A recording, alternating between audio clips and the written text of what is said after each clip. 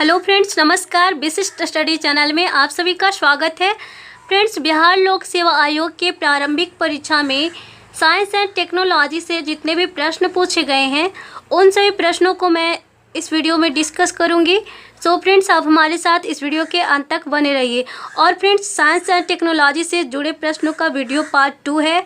Part 1 video upload कर दी गई है, उसे आप हमारे चैनल के प्लेलिस्ट में जाकर देख सकते हैं। सो फ्रेंड्स, सबसे पहले मैं एक प्रश्न पूछती हूँ, उस प्रश्न का आंसर आपको कमेंट बॉक्स में जाकर देना है। फ्रेंड्स, मेरा प्रश्न है, वेब की शुरुआत कहाँ से हुई? वेब की शुरुआत कहाँ से हुई? सो फ्रेंड्स, अब आइए इन प्रश्नों को देख लेते हैं। सबसे पहला प्रश्न है, भारत में सर्वप्रथम तेल या ऊर्जा संकट कब हुआ?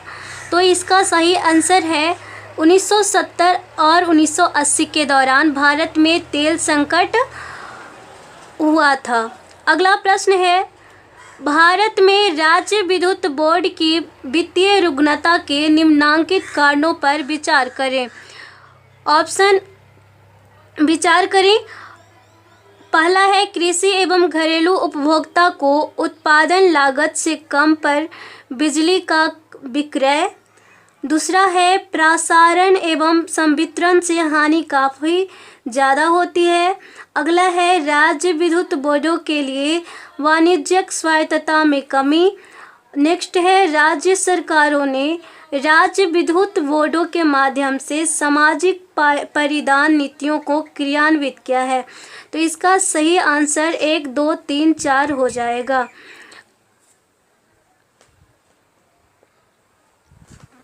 अगला प्रश्न है, सौर विकिरण में से किस प्रास में दिखता है?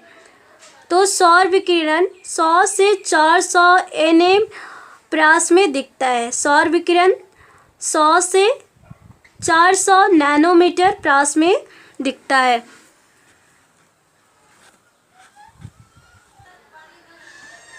अगला प्रश्न है, लैंगिक जनन से आनुवंशिक विचरण कैसे होता है?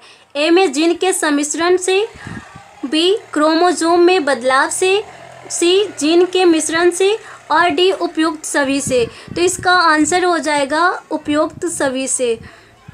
अगला प्रश्न है, अंटार्कटिका में भारत के तृतीय शोध केंद्र का नाम है? तो अंटार्कटिका में भारत के तृतीय शोध केंद्र का नाम भारती है। अगला प्रश्न है, भारत में सबसे पुराना तेल भंडार कहाँ है? तो भारत में सबसे पुराना तेल भंडार डिगबोई, असम में है।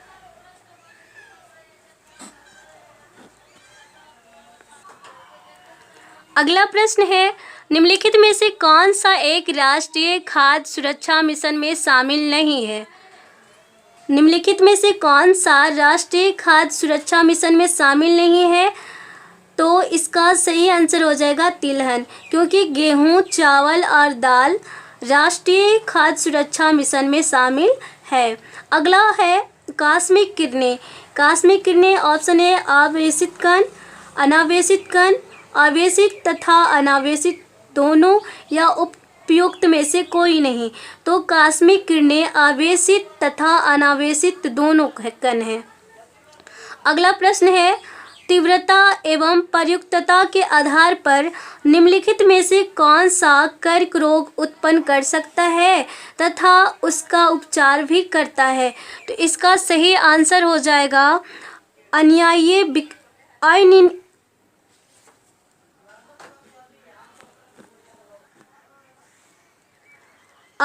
विकिरण। इसका सही आंसर है आयनीय विकिरण। नेक्स्ट प्रश्न है,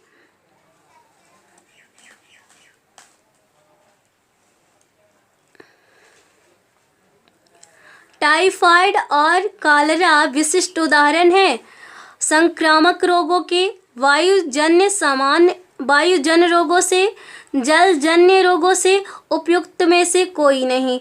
तो इसका सही आंसर है जलजन्य रोगों से। अगला प्रश्न है, यकृत एवं मांसपेशियों में ऊर्जा जमा होती है। ऑप्शन ए, कार्बोहाइड्रेट के रूप में, वसा के रूप में, प्रोटीन के रूप में, ग्लाइकोजन के रूप में। तो इसका सही आंसर हो जाएगा ग्लाइकोजन के रूप में यकृत एवं मांसपेशियों में ऊर्जा जमा होती है। अगला प्रश्न है, ओकोजिन संबंधित है। ओकोजिन संबंधित है तपेदिक से, पीलिया से, कर्क रोग से या अंग ज्वर से। तो इसका सही आंसर होगा कर्क रोग से ओकोजिन संबंधित है। फ्रेंड्स, कर्क रोग में कोशिका अनियंत्रित वृद्धि होने लगती है। अगला प्रश्न है, घरेलू ईंधन के रूप में प्रयुक्त एलपीजी के मुख्यतः होती है। Option A methane, option B propane, option C ethylene और ऑप्शन डी ब्यूटेन। और ये उपयुक्त में से कोई नहीं या उपयुक्त में से एक से अधिक। तो इसका सही आंसर हो जाएगा ई, उपयुक्त में से कोई नहीं या उपयुक्त में से एक से अधिक। अगला है, गार्ड पार्टिकल है neutrino, Higgs boson, meson, positron. तो गार्ड पार्टिकल हिग्स बोसॉन है। अगला प्रश्न है, रक्त कैंसर ल्यूकीमिया की रोकथाम में प्रयोग किए जाने वाला रेडियो समस्थानिक है। तो कैंसर में कोबाल्ट 60 का प्रयोग किया जाता है।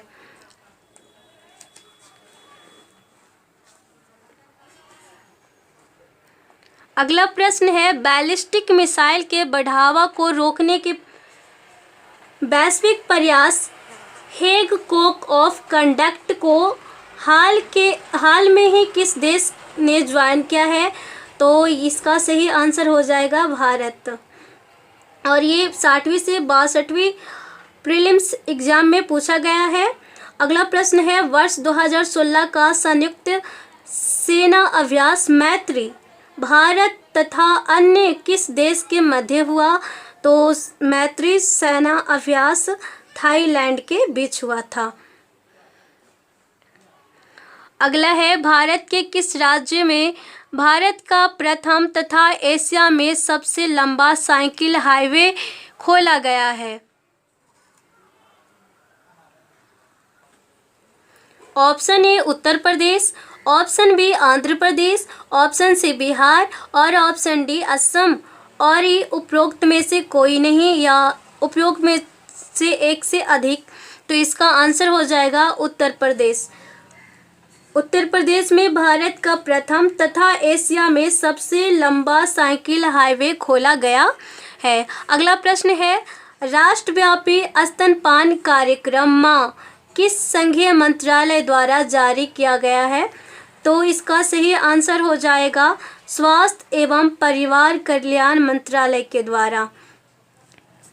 माँ किस संघीय मंत्रालय द्वारा जारी किया गया। तो स्वास्थ्य परिवार कल्याण मंत्रालय के द्वारा जारी किया गया था।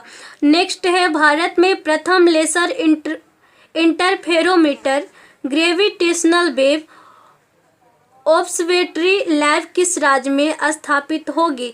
ये प्रश्न है 60वीं से 62वीं बीपीएससी प्रारंभिक परीक्षा की। तो इसका सही आंसर हो जाएगा महाराष्ट्र।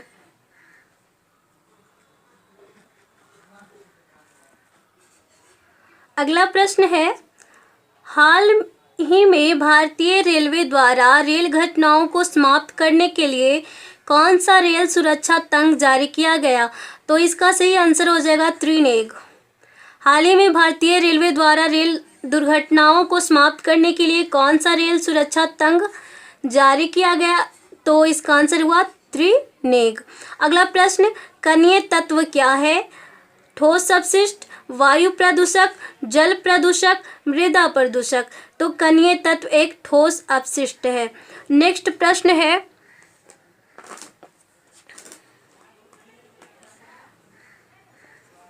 बिहार में प्रति व्यक्ति ऊर्जा उपभोग है।